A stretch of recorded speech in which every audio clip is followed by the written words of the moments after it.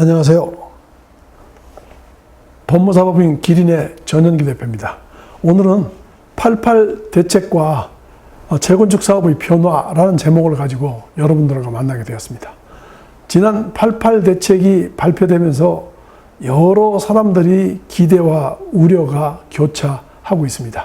그 이유는 첫째는 강남 3구를 비롯한 도심지 내에서의 아파트 가격의 폭등과 함께 반면에 빌라나 연립주택, 다세대 같은 비아파트의 침체를 대비해서 극명하게 차이가 났다라고 하는 점과 함께 이 부분을 가지고서 88 대책의 주요 골자는 도심지 내에서의 그 정비 기반 시설이 갖춰진 좋은 주택을 공급하는 것이 그 골자입니다. 그래서 88 대책에는 5가지의 그 아젠다가 있는데 그 중에서도 저는 도심지 내에서의 아파트 공급에 대한 얘기를 주로 나눌까 합니다. 그래서 여기 앞에 보시면 도심지 내 아파트 공급 획기적인 확대하고 두 번째는 빌라 등 아파트 시장의 정상화를 가지고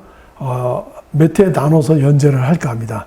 특히 기본적으로 그 국토부에서의 보도 자료를 기본으로 하되 이 보도 자료를 따라서 앞으로 어떻게 법이 개정되고 어떻게 변화되는가를 초점을 맞춰서 진행을 할까 합니다.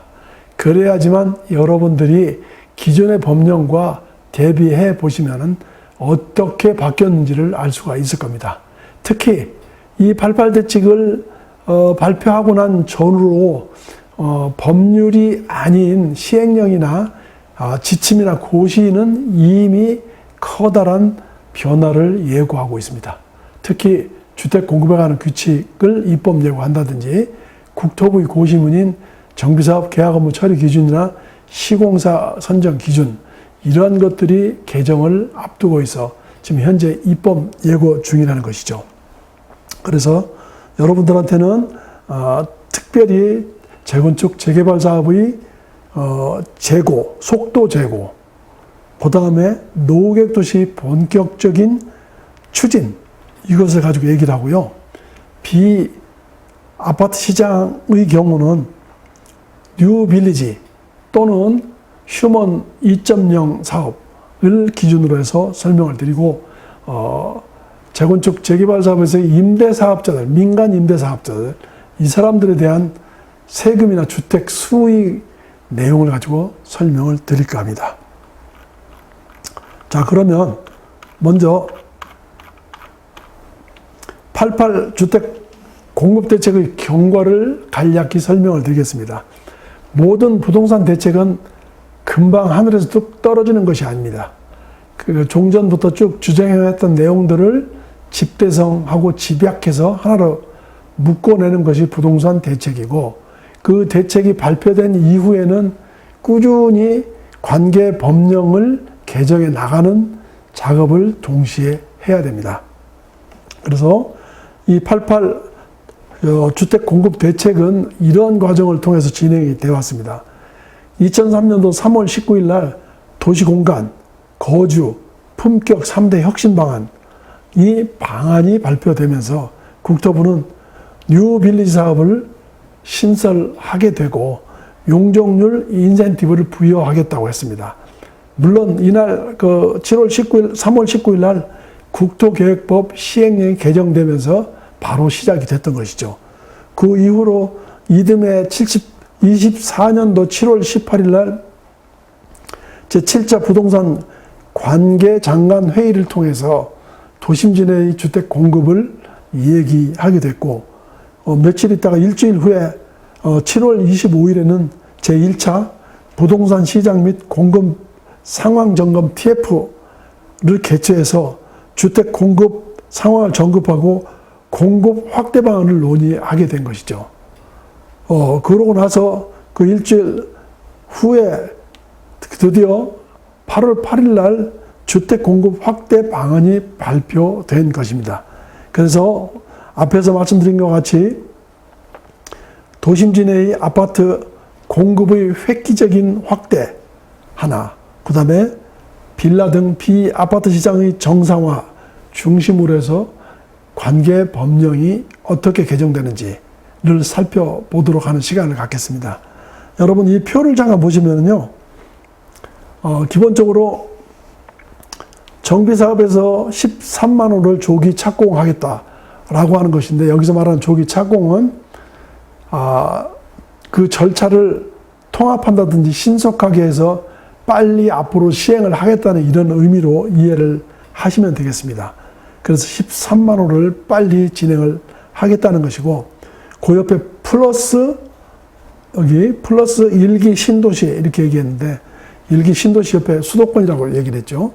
수도권은 수도권 정비계획법에 의한 서울, 경기, 인천이지만 이 중에서도 경기도의 수도권 5개 신도시를 말하는 것이고, 4만 6천 호를 조기 착공하겠다는 것이고, 27년도 착공을 들어가겠다라는 것입니다.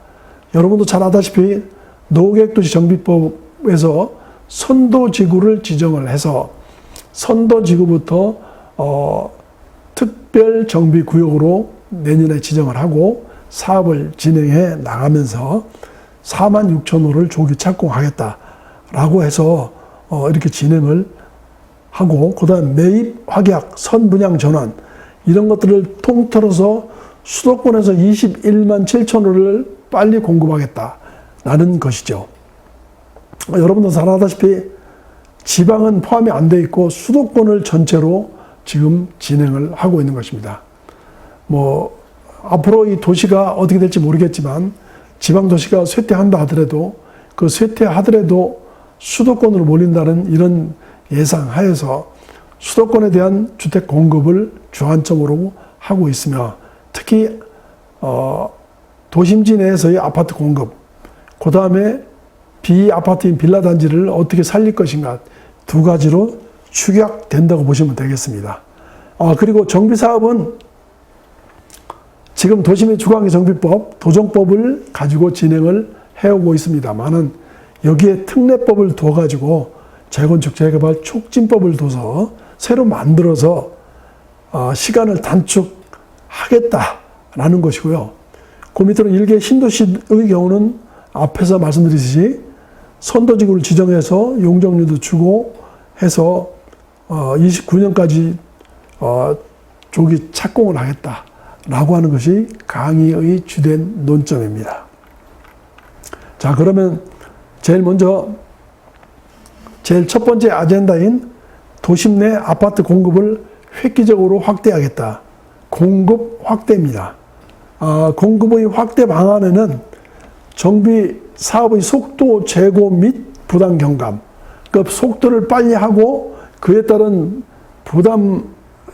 조합원들이 내는 부담금을 줄이겠다라고 하는 것인데요. 여기서는 특별법을 제정을 하고, 그 다음에 특별법 제정을 하지 않더라도 시행할 수 있는 도정법이나 시행령을 우선 조치를 해서 바꾸겠다. 이런 내용을 여러분 이해하시면 되겠습니다. 특별히 법률을 제정한다든가 개정하는 것은 입법부인 국회를 통해서 그 작업을 끝내고 여야가 합의가 돼야 되겠지만은, 그것이 아닌 대통령령인 시행령으로 할 수 있는 사항들에 대해서는 먼저 국토부 장관의 결재를 받아서 법제처 심의 받아서 국무회의 통과돼서 바로 시행을 하겠다.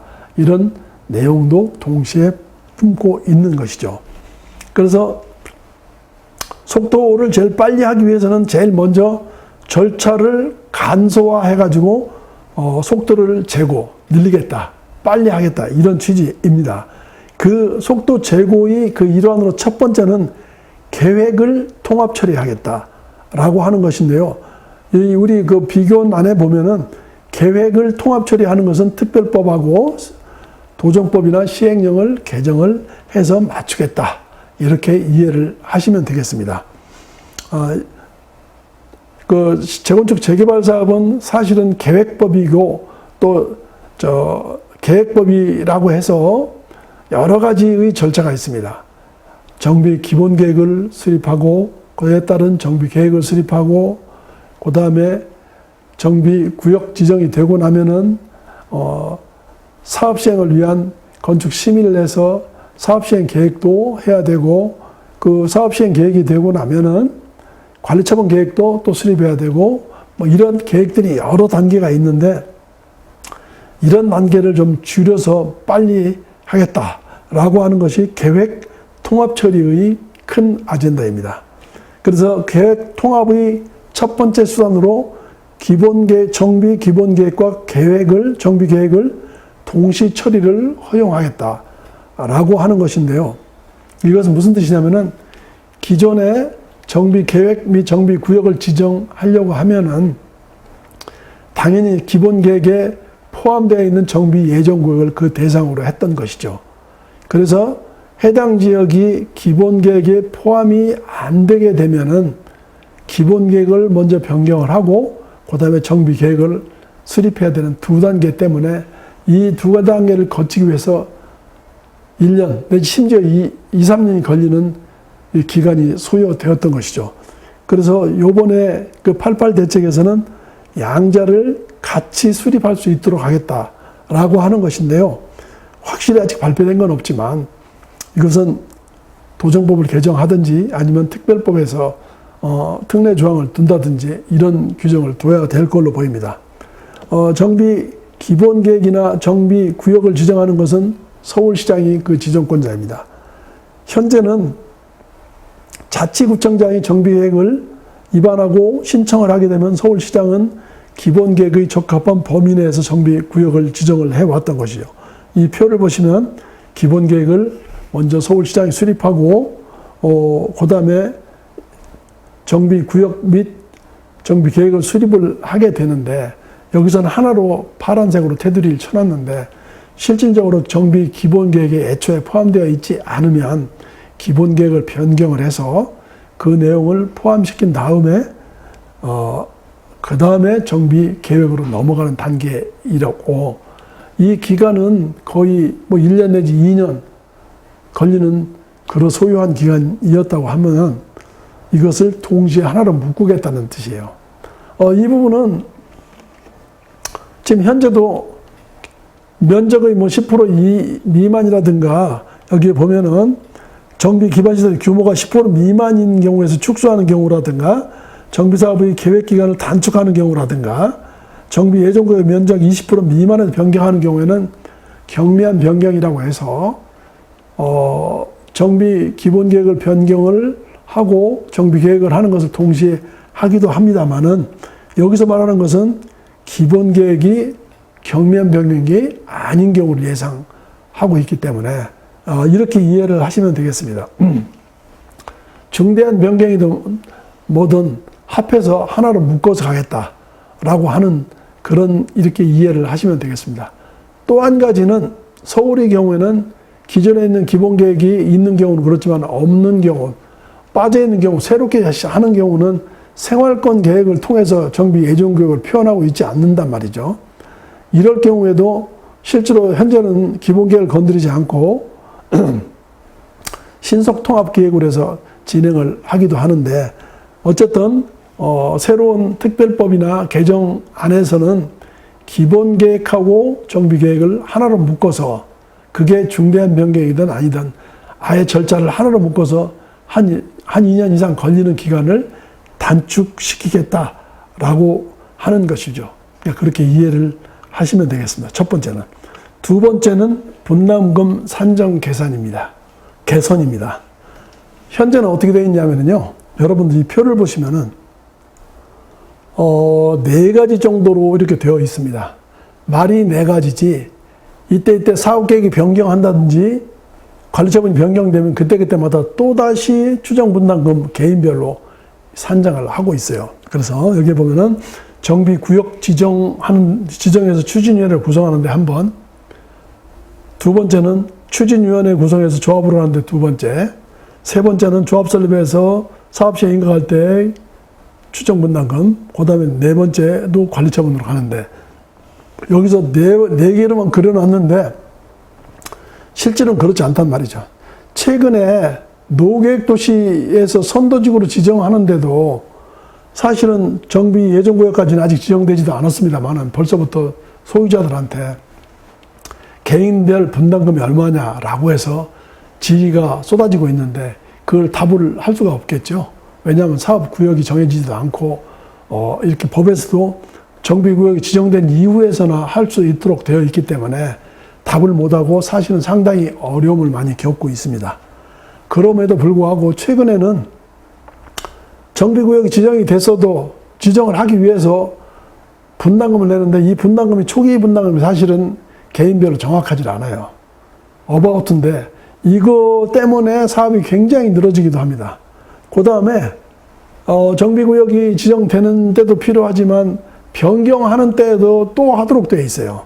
그래서 사업이 늘어지는 경우는 2번, 3번, 4번 이런 식으로 정비계획을 변경을 할 때마다 이렇게 하고 있는데 이걸 한번 보시면은 우리 그 도정법 제9조에 보면은 이 지난 22년도 6월 달에 정비계획에는 토지 등 소유자 분담금 추산액 및 산출 근거를 하도록 되어 있고 이 법 시행 이후 정비계획을 결정하는 부분부터 적용한다 이렇게 되어 있어요.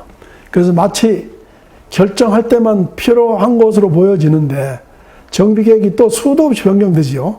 하나의 사업장에 정비계획 변경하는 게 10대 번 되는데 이 법 시행 이후에 결정되는 것은 여기서 변경은 제외한다라고 되어 있으면 변경이 포함이 안 될 텐데 그게 빠져 있기 때문에 변경도 무조건 분담금을 내야 돼. 산정하도록 돼 있어. 이것 때문에 사업이 상당히 어려워요. 앞으로 넘어가서 다시 보시면 그래서 요번에 그 개선 안에서는 정비구역에서 추진위원회로 건너갈 때에는 생략하는 것으로 하고 두 번째 추진위원회에서 조합설립을 갈 때만 세대별 분담금을 산정하도록 이렇게 하고 있어요. 다만 그 1번 단계에서는 총체적인 분담금 정도만 산정을 하고 대표적인 유형으로 개인별로는 안 하고 이렇게 해서 신속하게 하겠다는 것이죠. 그래서 이 개정안을 좀 보면은 좀 의문이 드는 게 실제로 조합설립 인가 이후부터 사업시행인가 관리처분까지 가는데 상당히 많은 정비계획이 변경이 되는데 이때도 그러면은 개인별로 계속 다 해야 되는 것이냐에 대한 부분은 언급이 안 돼 있어요. 그래서 그런 부분들은 좀 보강을 해야 될 것이지만 여러분들이 이해를 하셔야 되는 것은 조합설립까지는 빨리 가자는 취지예요. 그래서 구역지정에서 추진에 넘어갈 때는 세대별 분담금을 산정하지 않고 대략적인 전체적인 분담금만 하도록 이렇게 법을 바꾸겠다는 거죠. 이건 도정법 제가 말한 대로 구조를 바꿔야 되겠죠. 그리고 그 이후 추진위원회에서 조합으로 가는 것은 당연히 조합설립에 동의를 해야 되기 때문에 세대별 소유자별로 분담금은 산출을 해야 될 것이고 나머지 2번, 3번, 4번 등에 대한 분담금 부분은 정리를 해야 될 거예요. 다만 정비계획 변경할 때마다 하는 것이냐 여부는 법령에 그렇게 되어 있기 때문에 일단 그렇게 보는데 개정법에서도 좀 이걸 손을 봐야 되지 않겠냐 이런 생각이 듭니다. 다른 데서는 또 한번 좀 살펴보시면은요. 이 도표를 보시면은 뭐 더 복잡하게 나와 있는데 여러분들은 하여튼 이 분담금에 대해서만큼은 이렇게 이해를 하시면 되겠습니다. 그리고 말씀드린 대로 계획 통합 처리 절차의 세 번째. 첫 번째는 정비 기본 계획하고 정비 계획을 동시에 처리한다. 그 다음에 두 번째는 분담금 산정을 개선해서 정비 구역에서 추진위원회 구성할 때는 하지 않아도 되고 계략적인 것만 해도 된다. 그 다음에 남아있는 것이 절차를 간소화하는 것이 사업시행 계획과 관리처분을 동시에 수립 허용하겠다는 것이죠. 동시에 수립을 허용한다는 것은 따로따로 해도 되지만 동시에 할 수 있도록 이렇게 하겠다는 것이고요. 여기에 보면은 이 표를 보시면 조합 설립 후에 사업시행 인가하고 관리처분 인가를 동시에 하겠다는 거죠. 여러분들은 이해하셔야 될 게 모든 정비사업에는 계획자가 들어가는데 이 계획을 할 때는 총회를 개최해야 되고 법에서 정한 동의율을 충족을 해야지만 총회의 적합한 의결을 거치게 되고 그 의결에 따라서 계획을 수립해서 인가를 받게 되는 것이죠. 그렇다고 그러면 사업시행 인가하고 관리처분 인가를 하나로 묶는다는 것은 사업시행 인가를 받고 관리처분으로 가려고 그러면은 총회를 열어야 되고 관리처분 인가 받으려면 또 총회를 열어야 되죠. 이런 부분들을 하나로 묶겠다는 것이죠. 그렇다고 그러면은 사업시행 인가를 받고 나서 분양신청을 받고 분양신청을 받아가지고 분양설계를 하고 또 분양설계를 해서 동호수 정해가지고 관리처분 인가까지 하겠다라고 하는 것인데 뭐 기본적으로 안 될 거는 없습니다만은 실제로 시간이 중간에 상당히 좀 같이 소요되지 않을까. 다만 사업시행인가 따로 관리처분인가 따로 했던 그 기간보다는 상당히 절약이 될 수 있을 것이다 라고 보여지고요. 이런 부분에서 동시에 허용도 가능할 수 있다. 법리적으로는 안 될 게 없다. 이렇게 생각이 됩니다. 그래서 절차의 간소화에서는 여러분들 다시 얘기하지만 계획 통합 처리를 위해서는 기본 계획하고 정비 계획을 동시에 허용을 하고 정비 구역에서 추진위원회로 넘어가는데 세대별 분담금은 산정하지 않는다. 그리고 대표적인 유형의 분담금만 산정한다. 세 번째로는 사업시행 계획과 관리처분을 동시에 수립하도록 특별법을 만들든지 아니면 도정법에서 특례조항을 두든지 이렇게 해서 절차의 신속화를 꾀야겠다. 이렇게 요약할 수 있겠습니다. 다음 시간에는요, 같은 항목으로서 절차를 어떻게 간소화할 것인가에 대해서 얘기를 더 나눠보도록 하겠습니다. 감사합니다.